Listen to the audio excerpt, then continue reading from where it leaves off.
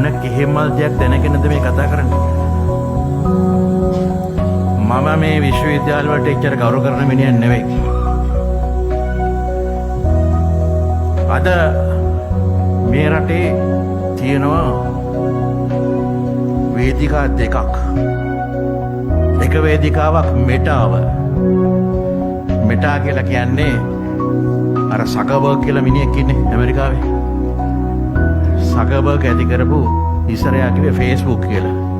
මූණු පොත. දැන් ඒක වෙනස් කළා මෙටා කියලා. දැන් ඒක මෙටාව කියලා කියන්නේ. ඒ මෙටාවේ කරණම් ගහන මිනිස්සු ඉන්නවා. නොයෙකුත් කතන්දර ලියලා හරියට පඬියෝ වගේ. මේ පඬි නැට්ටු කොහොමද පඬියෝ වෙන්නේ?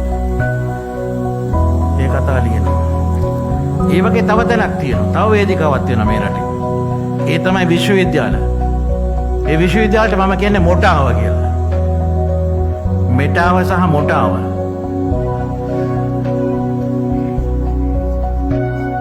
මට ඊයල්පිරිස් මාත්‍යත් පේනවා මෙතන.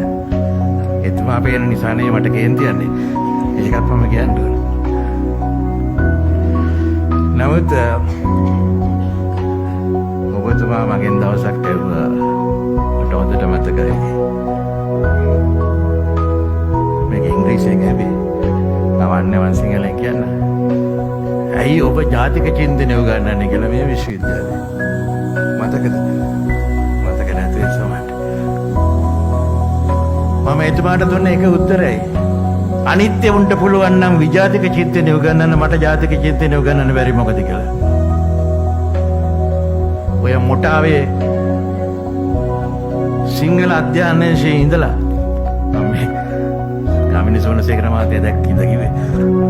එතුමාත් එක්ක මං එතුමා නිසා මට කේන්ති යන්නේ නැහැ. ඒකත් මතක තියාගන්න. ඒකේ නෙවෙයි. සිංහල අධ්‍යයනයේ ඉඳලා මොන අධ්‍යයනයකට ගත්තත් උගන්වන්නේ බටහිර දේවල්.